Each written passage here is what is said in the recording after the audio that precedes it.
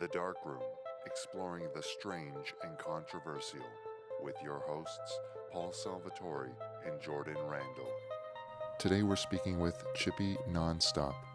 How long have you been here for? Well, I've been in Toronto since June, I want to say. Right. But I've been in Canada since February of last year. Right. Yeah. There was the issue, right? The Yeah, immigration issue I that got you raised. deported. What was that about? Well, so basically, I've been living in America since I was 10 years old. My mom and dad still live there. My brother lives there. Right. And yeah, so I went to like middle school, high school, everything, college in America. But when I was in college, I got asked to go on a tour. Right. And I went on the tour, and I didn't like change my visa or anything. And Right. then I dropped out of school, but then I went back to school, and like my visa kept being like a weird situation because I wasn't American. Wow. Okay. And then so yeah, my visa just kept like switching back and forth, and I was like confused to like which visa I was on because I was a dependent on my parents, and it just got really complicated with my visa situation. And then I left the country and came back. I went to Japan. I played a show there. I came back, and they just put me in detainment for like 12 hours, questioned Really? me for like 5 hours. Like, and they were like, oh, well, you were like working on this visa, like da da da. And I still didn't really know what the issue, even like now, Right. I'm not like 100% sure what all the like technicalities of it were, but Right. I mean, I was working under the incorrect visa for part of the time Okay. that I wasn't allowed to. And even when you're dependent on your family, you're not allowed to work. Oh wow! If you have the visa. Yeah. So I was like touring, and I was just like, oh, like I did it for no money, even though I did it for money. Right. But Right. they were like, yeah, well, we don't believe you, da da da. They called up like all the venues that I'd played at. Oh really? They took it like, yeah, seriously. I Really mean, seriously. well, yeah, it was crazy. At first, I was sitting in the room, and I had no idea what was happening, and they were calling me my real name. And then all of a sudden, this guy comes out of nowhere and starts calling me Chippy, and I'm like, oh no, wow. because I knew they looked through all my social media, probably like right. Googled me and all this stuff, and I was like, oh, I'm And still, fucked. it still wasn't enough that they had seen the social media. No, it was worse. Oh really? Okay. Because they were like, oh, like you're actually popular and making money in America without like having the proper visa. Okay. So how did they eventually just let you go?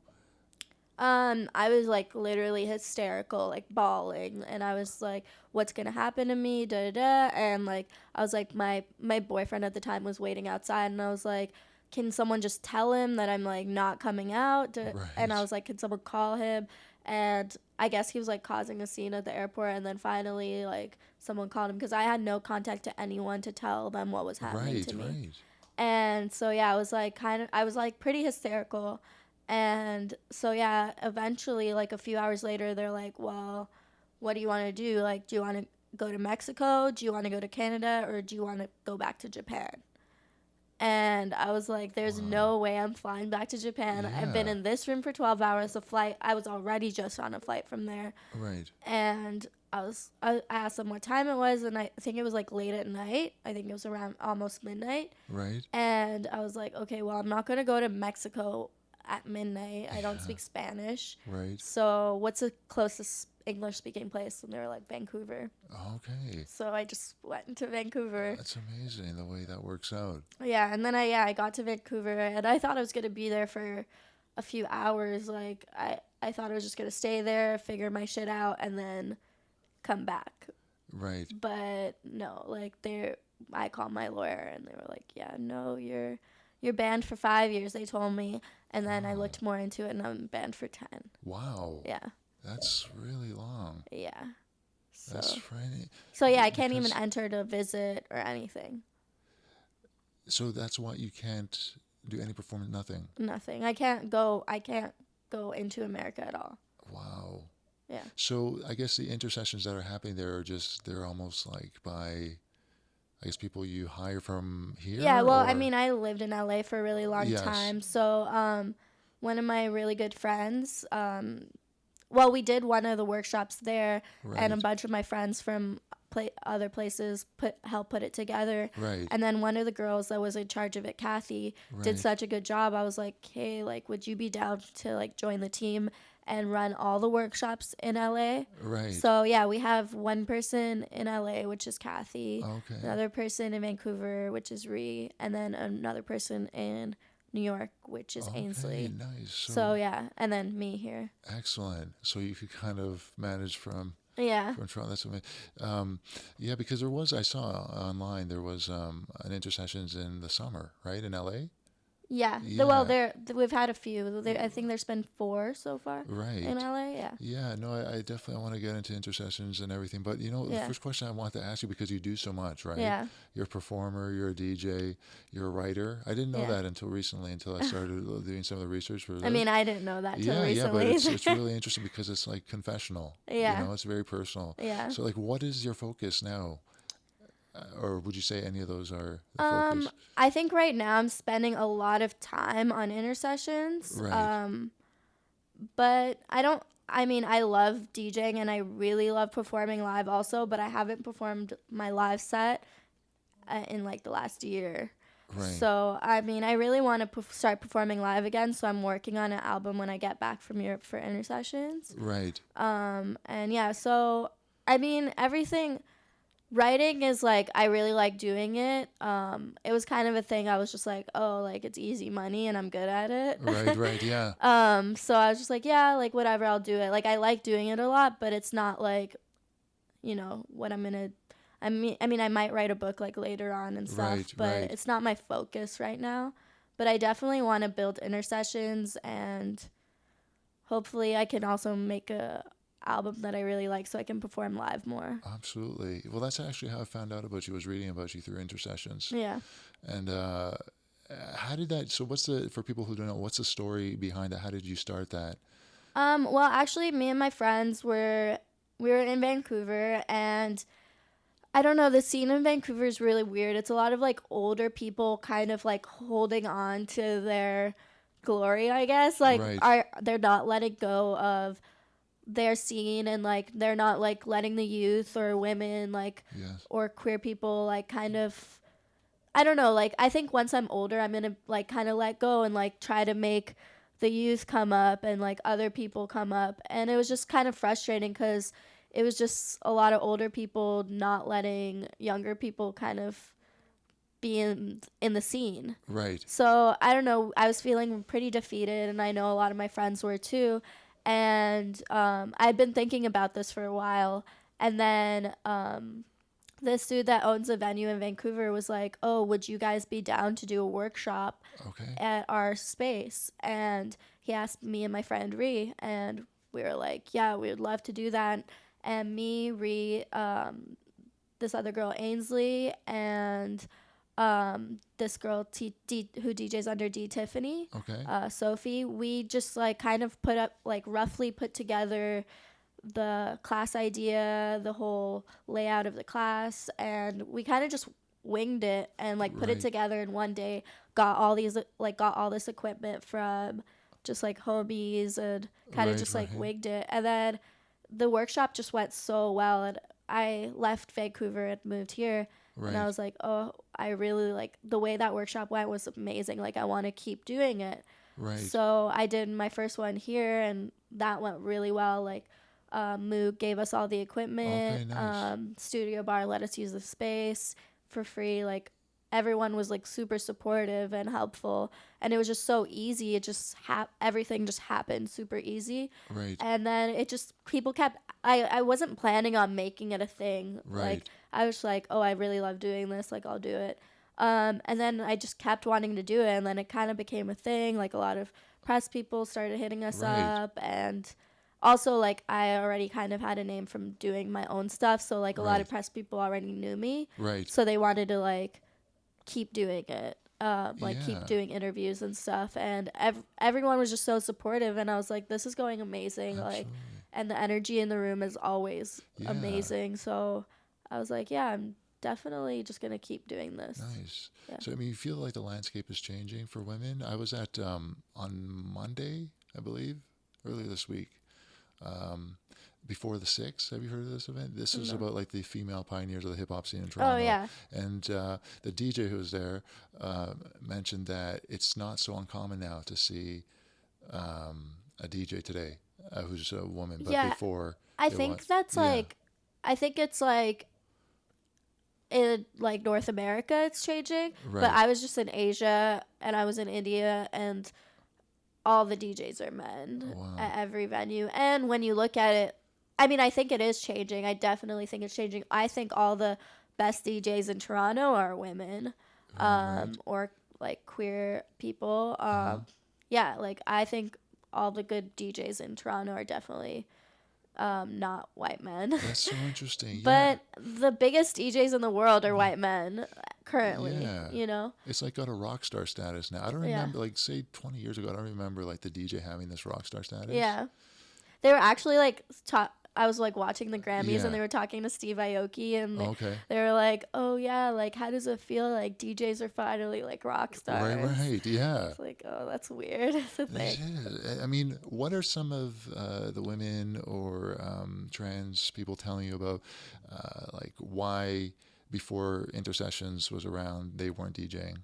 Like, what are some of the barriers? A lot of people don't have access and they're scared because when you first I mean, when I first even started DJing or even Right. performing anywhere, and even now when I go to a venue, all the sound people are men, Mm-hmm. and all the people I have to deal with, like in the club, are men. The promoters, Right. it's just like a really daunting like experience going to a club as a woman and actually like being a part of it when everyone else that's a part of it is a man. Right, right. And I Absolutely. think a lot of people are just like, well, I never thought I would have the access to like easily like practice because all this equipment's so expensive. Right. All the people that I look at DJing usually are men, and I just never saw myself in that position.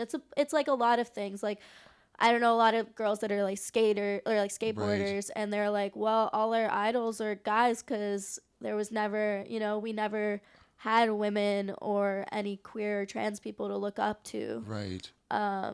Yeah, so it's just like, the representation thing. Like, if you don't see someone that looks like you doing it, it's Right. daunting to try to start. Certainly. So a lot of people would just say that. Yeah. I mean, do you feel like there's one stereotype in your mind that sticks out above all else that you're trying to dislodge through Intercessions?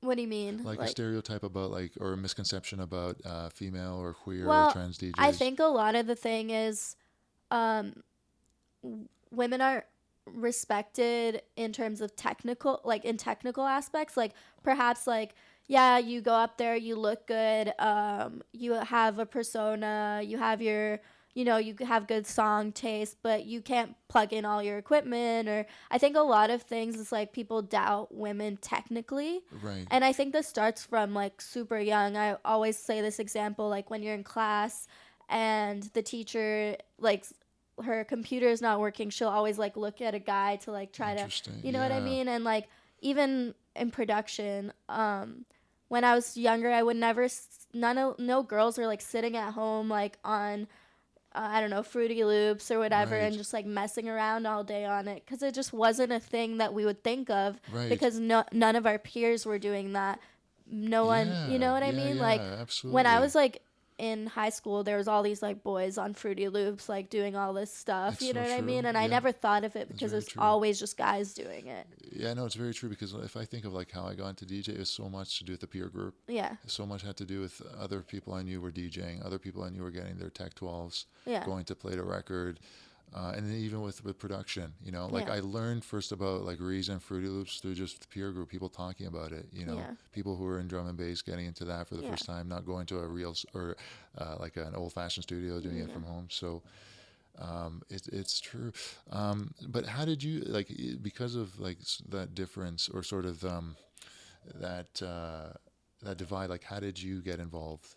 Well, I mean, even like I didn't think of DJing. I was like, I mean, I'm still an artist. Like I did vocals, and I mean, that's like, there's a lot of women doing vocals, and I used to songwrite and do all this stuff.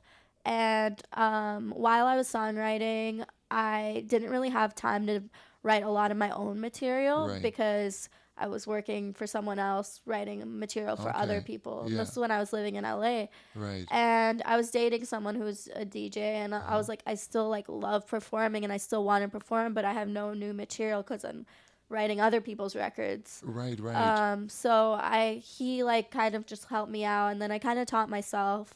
And yeah, I just started DJing in LA. Like, it's like a very like celebrity DJ scene. So Right. like you can go to a club and practice and not even know how to DJ. Wow. You know what I Wow. mean? Like, it's just like, oh, they want to put your name on the lineup. That's interesting. So like I learned from just being out and DJing.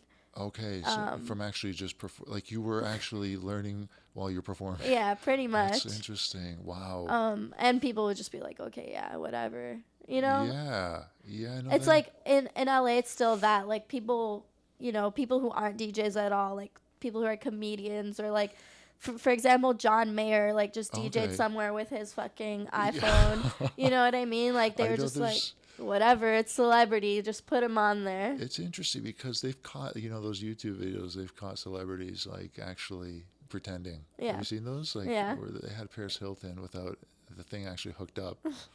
But that's one thing. Like, it's if you really want to, you could kind of fake it, just because Yeah. the audience is so far Yeah. from where the DJ is standing. Yeah.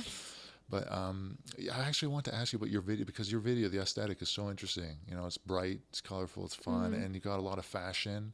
So where's the influence? I mean, you said Japan was somewhere you spent time, and I almost see like there's a connection there based on like sort of the street fashion in Japan. Yeah. Like, where's the influences of that? I think like my music visually, and also like a lot of the sound, because I was in the Bay Area for a long time. Right.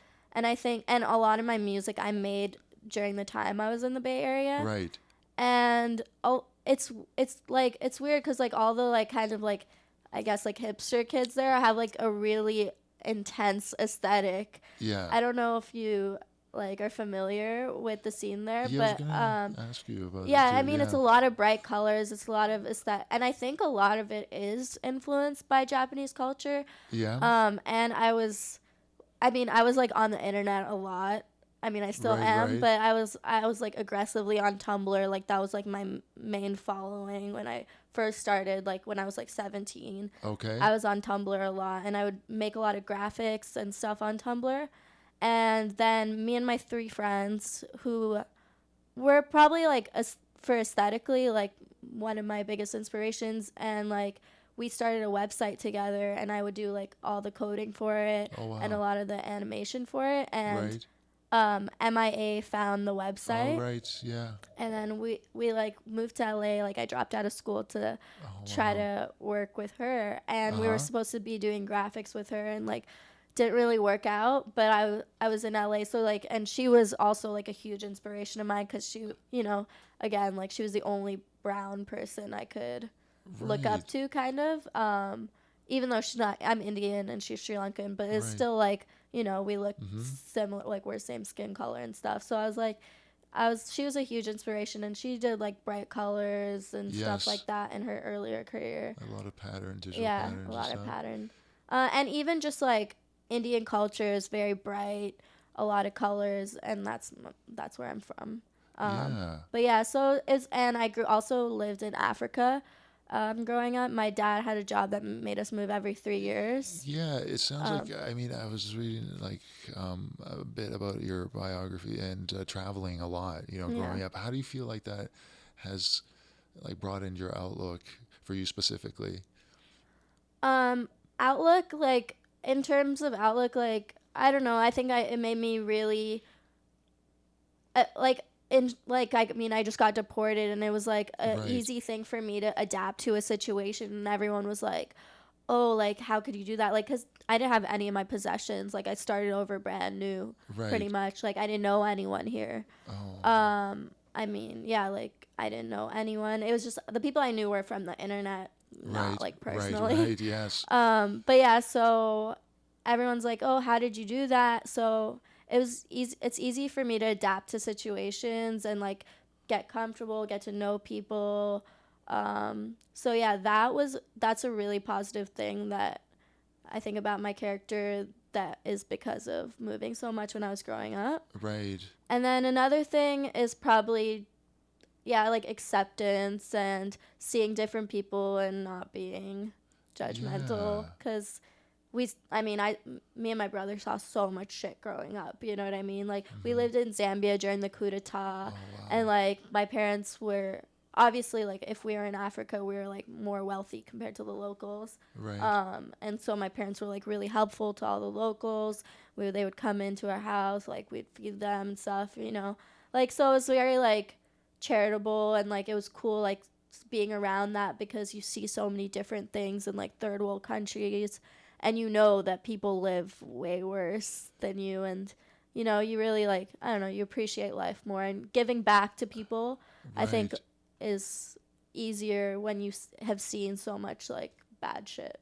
Absolutely. Yeah. It's sort of, I don't know if the right word is, it's humbled Yeah. you, or it's kind of, I would imagine that it would kind of give you like a realistic outlook on Yeah. what are problems, what Yeah, I think it made are me, not. like, a lot more Yeah. level-headed and Yeah. realistic, Yeah. and kind of just seeing, like, I don't know, I don't mean to, like, call out my Yeah. friends that have grown up in North America, but I was just in India, and I tweeted something about that, like, people were getting really mad about. I was like, oh, like, really think about it, like, people don't have toilets to pee in anywhere here, Right. but people in America are fighting over trans rights. And I Right. wasn't like demeaning trans right. I wasn't saying like, oh, like, you guys are fighting over that, like, that's petty. But Right. I was just saying, like, it's crazy that, like, India is still, like, they can't find, like, people can't find toilets to pee, Well, and everything yeah. smells like poop, like, literally. I've heard, I mean, I remember reading, like, this is a while ago, it's probably 10 years ago, like, one of the conditions for marriage was a toilet. Is that true?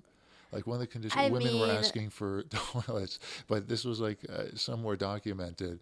Um, like, yeah, like, my grandparents, yeah. they just died, but their house, like, they don't have a toilet, they just have a hole in the ground, Oh, and you just wow. have to, like, you know, squat over it. And it's not like they're poor, it's not like unusual, it's Right. just, it's regular. I mean, the level of happiness, how does it compare? I mean, I've often heard that in these conditions, people are happier than we are here.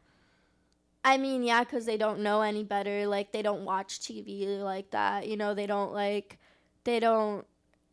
they have each other, and they have a lot of family because they make a lot of babies, Right, right, so they're always on the street, like, having fun together, like, I think, yeah, I mean, they just don't know any better, so they seem happier. right. But I mean, yes, I think, like, I was talking to my friend about this too, which is also, like, I guess, a controversial opinion that I have. Like, she was like talking about her depression to me, and I was like, oh, people in India aren't depressed. And she was like, what do you mean? And I was like, they aren't depressed. Like, they don't have time to think about that. Right. Like, they're literally trying to figure out their next meal.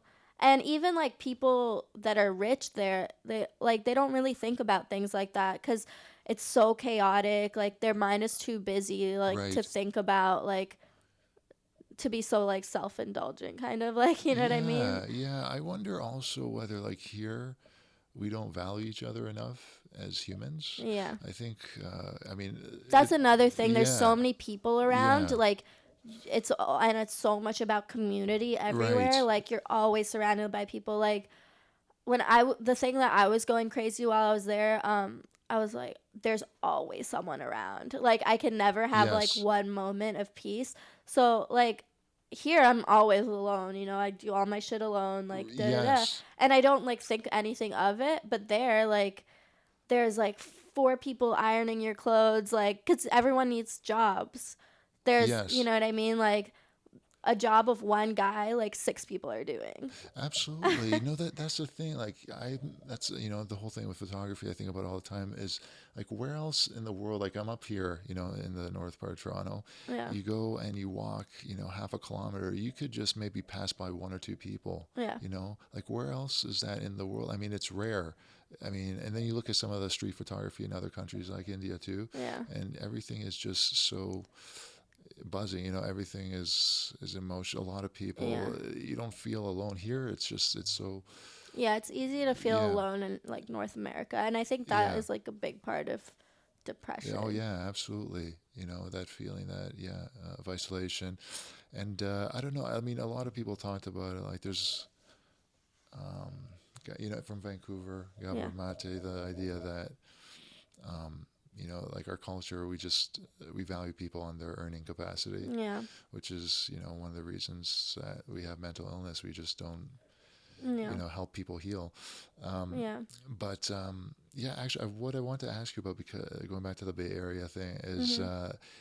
because I know that's such a mecca and just like a source of like really interesting hip hop, Yeah. and there's such a scene there.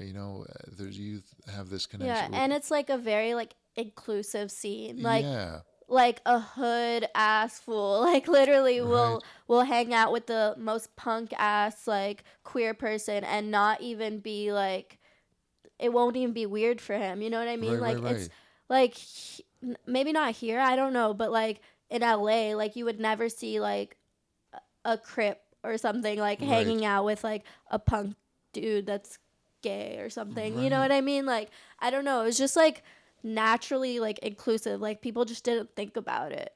It was Yeah, weird. Like it was weird for me to see, and that's why I love the Bay. I mean, there's a lot of fucked up shit about the Bay Area, like in terms of like I don't know. There's a lot of crackheads. There's a lot of people stealing shit. right. There's a lot of stuff like that. But the thing about the culture and the music, and if people are really like inclusive and it's just natural to them. Absolutely. So it was weird. Like when I first got there, I was like, this is actually really dope. Like, cause the music scene is really good. That's why I think the music scene is really good. A lot of crossover, Yeah, and right? like people will take this from that and this from that, and no one will be mad about it. You know what I mean? Like it's just like, oh, we're just like collaborating and Yeah, doing this all together. And this is the Bay Area. We're gonna rep the Bay Area like hard because we're all from here. for sure. Yeah, I mean that kind of answers my question, because I was going to ask like what you feel the difference might be between Toronto and the Bay Area, specifically in terms of like the hip hop scene. I don't know if you've ever heard, here they call Toronto sometimes a screwface capital, Yeah, because they say that everyone is trying to. It's like crabs in a bucket. yeah, Everyone's trying to outdo the next person. No one's really yeah. support. That's how I Yeah, feel about here. yeah. And like I really hate like the rap like club scene Mm-hmm. here. Like yeah, people are assholes Yeah, yeah. to say the least. Yeah, I mean they're just like not.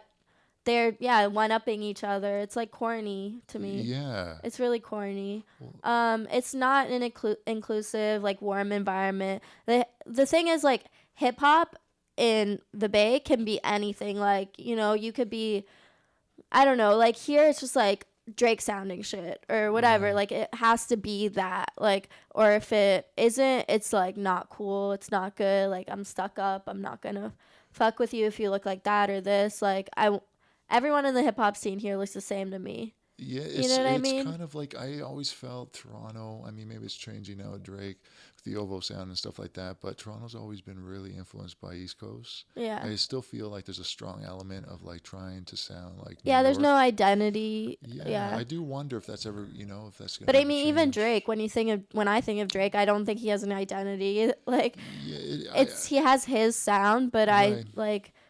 I mean, I think it's like an imitation like Well, of I a lot kind of of asked things. that. It's interesting you mentioned that, because I kind of asked the same question to there's Dalton Higgins. He's the author who wrote his unofficial biography. I Mhm. remember asking him at his launch, like, what you think the Toronto sound is, Mhm. because we have for so long we've been influenced by either New York or like trap or the South. Yeah. Like, where's our original identity? I don't know. It's kind of like we have a lot of potential here. That's the ironic thing, is Yeah. that we have so many different cultures. We have the capacity to blend so many sounds, but I Yeah. don't know why. Yeah. I mean, some artists I are mean a doing lot it. of like I Yeah, think a lot of Jamaican yeah. That was dance going hall to say like influence. Cardinal has brought it. Yeah. I didn't. Yeah, Yeah, I think there's a lot of dance hall influence in a lot of people's music, and I mean I think that's why Drake is like that too, or like trying to do that on yeah, his new shit. Yeah, I think a lot of the newer artists have a lot of dance hall influence, like yeah. rap artists. Oh, for sure, for sure. You know, Drake bringing, you know, PopCon, Yeah. and you know, Michie Me was actually at the talk. You know, Yeah. she's got strong reggae roots. Yeah. But yeah, no, it. I don't know. I think Canada is like a very, you know, young country, so it's hard. Yeah. It's hard, and also mostly everyone's a new immigrant. You know what I mean? Right. Like tech, like kind of new. Yeah. So I think like yeah, it's gonna take a while for Canada to define Yeah. its sound. Yeah. No, Or it's. Toronto. I think it's kind of you got to. Who was saying this recently? I don't know. I've heard other people say it. Miles Davis says something like it, like you have to. The hardest thing is to find your own voice. Yeah. I think that's it. It's just a comfortability. Getting to that point where you're just comfortable making what you feel is right. Yeah. It's, you know, it's difficult because you feel like what you were saying before. It's just if you don't kind of conform to the mold or the ideal, then you're going to be like criticized or ostracized, whatever. Yeah. Yeah, yeah. But you know, I want to ask because it was really interesting to come across your articles in Vice, the first person article. So I wanted to know, like, how did you get involved in journalism, in like first person journalism? I actually don't really know. I think like I don't know what happened. Oh, okay. So I mean, I've always had a relationship with Vice. Like, Right. I do a lot of stuff with that in America before coming here. Right. And also when I got here. And when I got here, I did like some interviews with Vice about the deportation, Right. and I like Yeah. wrote up a little blurb about it. And one of the editors were like, "Oh, you're a good writer," Yeah. and I was like, "Oh yeah, like maybe one time I'll write some articles or whatever." Right. And then I wrote an article. It was just a funny little article about Yeah. how to get to a club without, Yes. without being on the guest list or Right. whatever. And I did really well, and it got so many views. And Vice was just like, "Oh, like, would you be down to write more?" Right. And I was like, "Yeah, I'm definitely down. But like, let's figure out a thing." And they were like, "Yeah, just write two articles a month." And I was like, "Well, I don't want to write about anyone else. Oh, right. Right. Like, I only want to write in my perspective because, Yeah. like, I don't know, like." I've had a lot of articles written about myself that I'm like, what the fuck is this? Like, Right, right. like all of this is wrong. Like, I don't like, so I just don't want to write about other people and like get information wrong. Like, I would rather like just write my perspective on Right. things, kind of like personal essays. Yeah. So yeah, like, I mean, I just like don't really like writing about other people, like other people's business, like, or Right. anything like that. I was just recently asked to do an article about other DJs, and I was like, I don't want to write about someone else. Like, I'll write about things that are happening currently relating back to me, so, and maybe other people can relate to it. Right. Right. So yeah, it was just kind of a thing where I've gotten like terrible articles written about myself, like even though people have interviewed me and I'm like, how did you get all those details wrong? Right. And I just don't want to be on the other end of Yeah. that. Yeah, but you know what? It's so refreshing to read because it's personal and it's candid. And I have to say it's kind of courageous. I don't think like Yeah. most journalists would have it in them to like disclose what you do. So I have to ask, like, how did you become like courageous or like comfortable enough to reveal like the intimate parts of your life? Well, so I'm already like I've been since been on the internet. Right. I've been very open about every Okay. single thing. Like, I don't know if you've seen my Twitter. Yeah, yeah, I was looking at because I remember there were some links or mentions in the article, so then I went on. Yeah. Yeah. Yeah, so I mean, Yes. since I can remember, I've just used the internet like a diary, literally like a Yeah. diary. Like when I'm going through the hardest times, like I'm just ranting on there, going back to maybe like how, people don't, I don't know, like, because I've moved so much, it was hard for me to create such like an intense friendship with anyone, and Right. it was like the internet was always there. You know what I mean? Absolutely. And I mean, I know that sounds like weird, but I don't know, I just had always used a diary, and there's always people that would reach back out to me, and that's why I could come somewhere like here and kind of have like people would know me because they'd seen like such a personal side to me on the internet, so they felt like they already knew me. Right. So I could, you know what I mean? Like I could move anywhere and go anywhere and have like kind of a relationship with someone online. Yeah. And that's Yeah. how, I mean, it was kind of my relationship just with the internet, just being, I was just like, I can tell the internet this and someone will be there Right, kind of right, thing. yes. So I've always just done that. And it was, I mean, I'm not a closed off person. You can probably tell. Yeah, no. Yeah, I don't know. I just don't see the harm in being honest. Like, No, it's fantastic. I mean, for me, it's really refreshing because I don't know who I was telling this to the other day. Maybe I even made an Instagram post, a video of it. I can't remember. But one thing though that is like kind of frustrating about social media is that nobody is doing what you're doing. It's like we're not expressing the human side, like our vulnerable side. yeah. Everybody is too perfect. I mean, it's always great to Yeah. celebrate your accomplishments, but like Yeah. if you look at everything, this is not a real true representation I of mean, who we it's are. definitely been like Yeah. not a good thing like for my career. Okay. Like in certain ways, some ways Yeah. it's probably been good for me, but like I definitely have had times where like someone fucked me over and I was like, fuck you. Like I've Right. pulled a Donald Trump, like Right. call them out online and stuff like that. I Right. mean, I also talk to them in person, of course, but like yeah, I mean, I think like there's bad and good in it, Right. but for me, yeah, I definitely used it as a journal. Yeah. Yeah, and so like I just literally like it wasn't something I'm like, oh, I'm so like brave and courageous to say this. Yeah, no, it does. It was mostly just like I need to get this off my Yeah, chest. yeah, because it does. Yeah, exactly. I mean, it comes off as really natural. Yeah. Like you're not trying to be, I don't know. And a lot of the articles are Yeah. just like me thinking and typing at the same time. Right. Kind of just like, yeah, like I'm thinking this right now and yeah, like maybe I'll come off as dumb or naive or I don't know, like yeah, everyone fucking make mistakes, so like Yeah, it's that's fine it. if I say all of this shit. And No. I mostly know everyone that thinks those things, so Right. No, that's the thing. I feel like we're in a position where we can be disclosing so much more about who we are, and we're just keeping to that script. Like the most celebrated things you find on Facebook are like the benchmarks you're supposed to reach. yeah. You know what I mean? Like with a career or marriage, which are the great things, Yeah. but like those seem to be like the only things that people really throw out there too often. Yeah. But I mean, in my like circle Yeah. of like what I see on the internet, now I'm seeing a lot of people kind of just like talking about things like about their depression and their Right. anxiety, and sometimes I think that is also harmful. Like I've openly talked about that, but some people's literal, like a lot of people I know, literal entire page is like about how sad they are and stuff Yeah. like that. And then I feel like that's just a crutch. Like I get into that zone, but I also get myself out of it.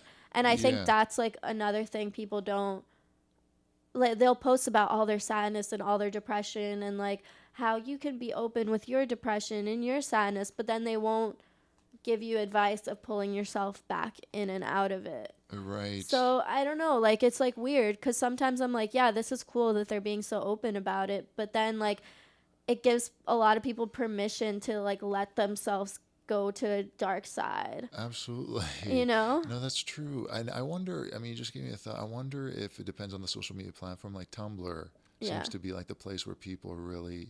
It's like sad, like Yeah. it's Very. like I mean I don't use it anymore. I switched my Tumblr off completely, like, and Right. because people can send anonymous messages that are like really mean on Tumblr, Yeah. so I switched my entire thing off.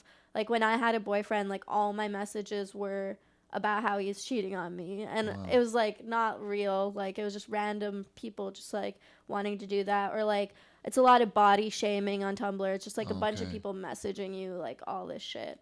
Wow. And then if you're just looking at it, it's a lot of like personal stories about like how people have gotten raped and like how Wow. people have like body issues. Like that's like most of, and it's a lot of young people, like 12, 13. Wow. Yeah, really young. So that's what Tumblr looks like now. Yeah. pretty much. It's.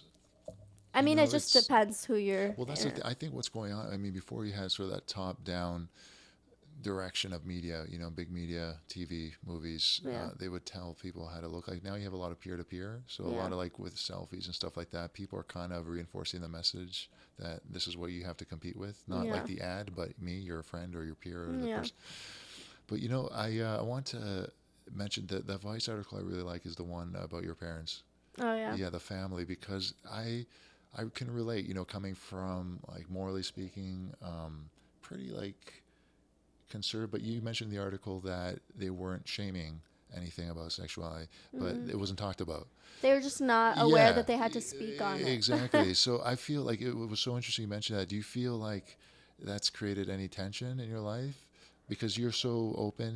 Like, do you feel there's um, it like in terms of tension with my parents. Yeah, like or I should mention like in terms of how they raised you, like in your mind, do you feel like you're having to Like fight against what you so were like raised to think you I should be? mean I wasn't. Yeah. My parents didn't raise me to think anything other than like my mom's really like spiritual. Like she's a Right. yoga teacher. Okay. So yeah, like I don't. The only thing my parents focused on when I was growing up, I think, was like good things like being healthy and mental health. Right. And so yeah, like it wasn't. They didn't really speak on like we never talk about like relationships and dating type of Right. stuff. We never talk about sex. It was always just like eat healthy.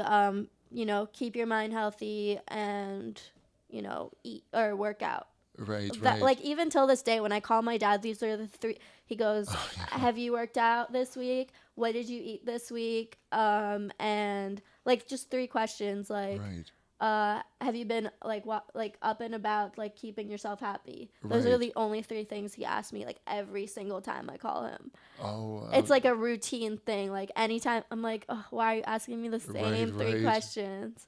But yeah, so like it was just like a thing that they didn't have to think about because they knew that they were gonna get arranged marriage. You know what I mean? Yeah. Yeah. Like when they were growing up, they didn't think about that. Their parents didn't have to talk to them about that. They Right. didn't grow up in a culture where they would need to talk about that.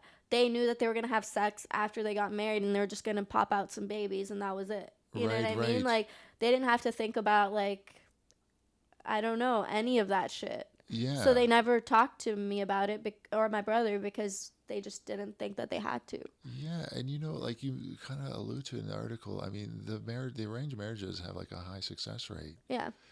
I mean, and you kind of talk about at the end, like maybe this is what works, right? Yeah, I mean, it was just I don't know if it works now though Yeah. because there's so many outside like Mm-hmm. influences other than just like your parents, your where you grew up. Like there's so many we're on online and we can be influenced by so many different things. Like there's people that probably like, grew up in the same type of family in the same neighborhood, but one person was online like following all like I don't know like conservative people, and Right. then one person's online like following all liberal things, and their perspectives are so different. There's so many like Right.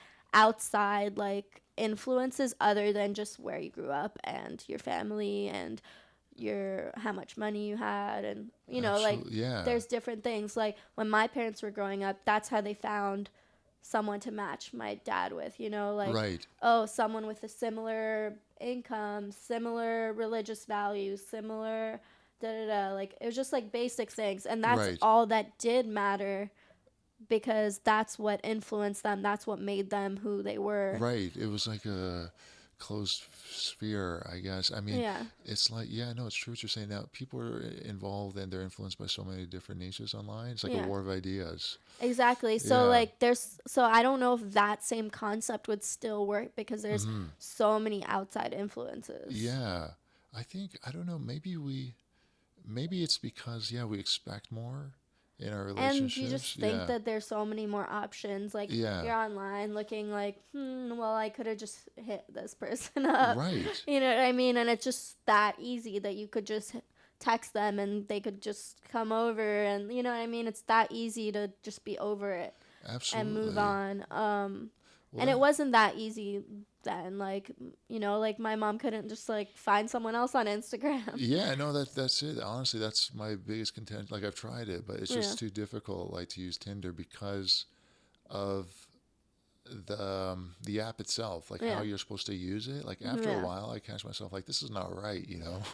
I've Swiping left and right, like judging another person by left and right. Like, I mean, how seriously can you be taking anybody? And yeah. yeah, I mean, I've deleted it and gotten it a million times. I'm like, yeah, what am I like? Currently, don't have it. I'm like, what am I? What am I doing? Like, no. yeah. No, that's the thing. It's like, I don't know. I'm thinking there might be a push like towards face to face a little bit more. I don't know, from people I'm hearing. A lot of people are giving up on that one app, Yeah. or just not because of the people. It's just the thing that you're supposed to be doing.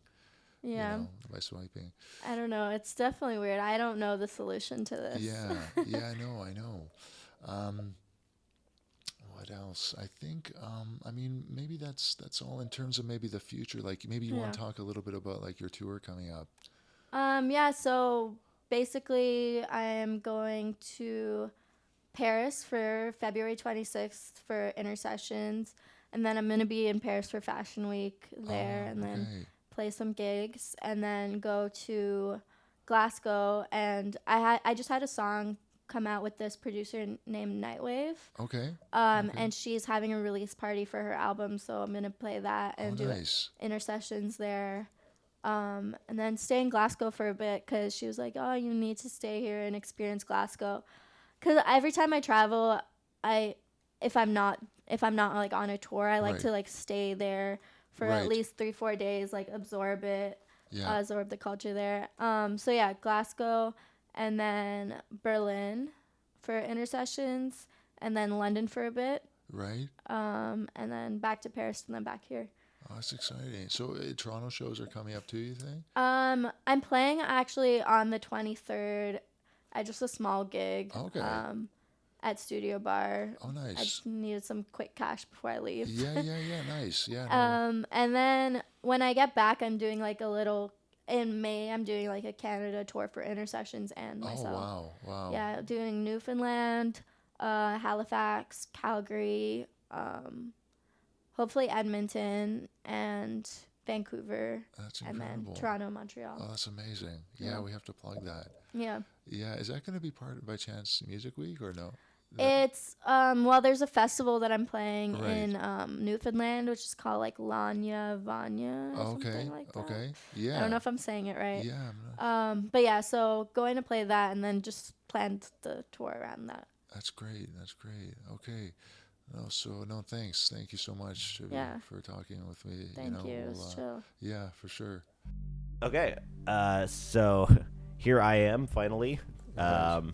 After the discussion with Chippy Nonstop. Of course, you haven't heard my voice if you've been listening this whole way up until now, and that's because I actually wasn't physically there for this interview, unfortunately. Schedules conflicted and clashed, and I wasn't able to make it, which was a damn shame because I really did want to get the opportunity to ask some questions to Chippy and to hear, right there in person, her insight to her life as a musician. But nonetheless, this week, actually, I got to be, for the first time, a pure listener to our show. Right. And just listen to the podcast after its recording rather than being there during its recording. Right. Yeah, and so I got to say that I think that Chippy Nonstop, very interesting musical entity, very interesting past, very interesting present, and I'm sure a very interesting future. It's interesting. It's very interesting music. It's interesting to see the evolution of it too, because of course that kind of music all really sprung out around like 2011, 2012, and at this point, it's now like it's evolving into something else because of course everything must. If you have too much of one thing, it gets dull and boring. So. So it's very interesting to see like that transition from her 2012 Money Dance song to her 2017 Riot song, which sounds a lot more abrasive, a lot more influenced by the times, kind of reminiscent of a sort of current era MIA or something like that. What I found interesting about Chippy is that everything she does, I feel, comes out of her Oakland experience, um, specifically the hip hop scene, the spirit of that. Yeah. Even when she's not doing hip hop, like when she's doing confessional writing or she's hosting DJ workshops at intercessions, or she's creating this safe, progressive space for women and LGBTQ persons. So I think that there's something to be learned there, because I feel that that scene is one where they're drawing from a whole host of different subcultures, from punk to electronica to rock, to the whole 60s counterculture experience, and self-acceptance and acceptance of other people, that they have this sort of freedom, even a gift, to produce what other people elsewhere, because we were so set on these boundaries of creating these niches, these niche groups, and making sure that scenes don't overlap, of creating sort of these amazing hybrids that comes out in her music. And it was one of the challenges, actually, in preparing to speak to Chippy, because she is, I mean, as I mentioned to her from the outset, she is so many things: producer, rapper, DJ, writer. But I think that's sort of the natural evolution when you're in an environment that embraces diversity, and isn't always trying to pigeonhole you, isn't always in a hurry to tell you that you have to choose one thing or just a handful of things and stick with that to create a career. Sure. So it was really refreshing talking to her about that and hearing her talk about that, because I couldn't help thinking that Toronto, I mean, it's had this sort of pejorative name for a long time in the hip-hop scene, the Screwface Capital, and it comes out of sort of the opposite of that, which is that, people are supposed to check themselves, the whole thing about who do you think you are, and why do you feel you could bring something new, you're not following the rules, this is how we do hip-hop here, whereas in Oakland, you have the flip side of that. Now, I'm not saying that Toronto's like that still, but I know certainly there is, among a lot of people, the idea that there is still that here. So if that be the case, then I think that Oakland and scenes like that could really be sort of an example, maybe a silent example, not something people have to admit if it's an issue of pride that they're looking at, but they can draw from that as a source of inspiration, because I think when I hear Chippy's music, I mean, I know that immediately because of the way that the music industry is built around, creating audiences and stuff like that. It's not going to appeal to everyone, because it's so unconventional. But at the same time, I kind of feel inspired by it, because this is someone who's able to sort of create their own trend without apology.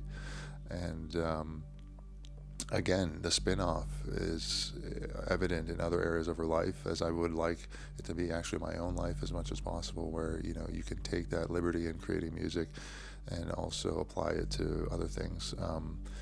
It was only just, I would say, maybe a few weeks before the interview that I discovered her confessional sort of style of writing for Vice. I wasn't aware that she was so proactive in that. And it's to her credit something that takes not just embracing this sort of this liberty that you can have as a writer, but sort of a courage that I have to applaud her for, because I think for anyone it's very difficult to delve deeply into revisiting their sex life, to talking openly about sort of the confinement of their tradition, of their family life, and how they broke free from that. Absolutely. Yeah. For sure, yeah. No, she, I like you were saying before, it's her openness that's really such a great quality, especially in a world, where the internet can be so cruel. Right. Being so open online is a very sort of dangerous place to put yourself. Right. So I definitely admire that from her, to just continue going forth despite what people say. I mean, just to give a brief little example here, I'm just going to read some of the comments that people actually put on her videos. Okay. We'll bleep some of these out Okay. in editing because Right. they're pretty bad. Okay. So one person said, "What in the Christ did I just watch?" Somebody else put, "She has great skin for shots. Hit me up, Chippy." Somebody put, "This is awful." Somebody said, "I think this video made me gay. This chick pisses me the off." Wow. Yeah. So and these go on and on. Like there's literally hundreds, if not thousands, of comments like this, and I mean it's like she was saying though. I mean, you know, these are primarily young people that are just throwing these hurtful comments to try and get reactions, to push buttons and stuff like that. You know. Right. I do wonder, you know, I've been wondering, I mean, I have to think about where that rage... I think that what's important to remember about Chippy's music is that, at least sort of the disconnect that I'm seeing from people that are commenting on the YouTube videos, Right. is that Chippy's music is a style of music that really helps aiding in setting a mood or like a vibe. Right. And I think that is the forefront, the forefront motivator of making music like that. Yeah. Because it's about setting a vibe when you go to see the show, or like when you're hearing this song in an atmosphere that's like a club or something like that. Yes. It's not really like, you know, the kind of music where you're going to sit down and like analyze it in depth and then like sort of gain some sort of extreme insight or wisdom through it. I mean, you can also, but at the same time, it's primarily made for putting you in a sort of mood space. Right. I mean, it's fun music, you know, it's danceable music, and it's like, Yeah. okay, Yeah. it's not like you know, this isn't Bob Dylan, No. like something you're not going to dance to, but you're going to sit there and ponder about your life, you know, and like have all these deep, like introspective thoughts. That's not really what this music calls for. So No. I think people really need to take that into account when they're making comments about the music being like, "Oh, this music's terrible." It's like, it's just not maybe what you're looking for in music. It's actually really good for a certain place, and a certain feeling, a certain emotion that you may or may not want to be experiencing. If you don't want to experience that emotion, Absolutely. Yeah, it is. then, you know, there's plenty of different music out there. No, I think it's definitely designed for like the club, the party, the live audience. Yeah, it's the vibe, as you're saying. It's much more celebratory than anything else, and it's interesting to see where hip hop audiences are going right now, because there is definitely elements of hip hop in Chippy's music. I think, and I think yeah. I think too that the world is in such a dark place right now, Right. that we kind of need stuff like this, you know, because it's good to take the mind off. I mean, obviously, like, you can't ignore, you know, huge problems. That's also bad, but at the same time, it is nice to just sort of take the weight off every now and again. Because I mean, you could like listen to like Immortal Technique or something, and then spend the rest of the day just like with your head in your hands, being like, "Oh my God, this world is just ruined." Yeah. No, I mean, Or you could listen to Chippy Nonstop and be like, "But we can still have fun together," you know? Absolutely, and I think people can't forget that music. It's physiological too. I mean, it's certainly. I mean, rap for the longest time has really been about. I mean, this is a whole other can of worms, but it's been about mostly the poetry, and it's been about lyricism. But I think right now with hybrids like Chippy's music, it's becoming also about that physiological part, about, you know, creating maybe not necessarily the most intricate lyrically compositions, but you're creating something that's maybe bass driven, danceable, thin on lyrics, because if you saturate a song with lyrics, then it takes emphasis away from the danceable part, in my opinion. But it works. It's successful in that way because it's getting people to feel good, like you're saying. Because if you're holding hip hop to just one single standard, of course, there's only going to be a good kind. I mean, it reminds me of, there's this raging debate that's still going within the whole Toronto graffiti community. You know, what is what is graffiti? What is street art? And some people are very much still about it's the typographic, linear style New York based art. Anything that it doesn't follow that.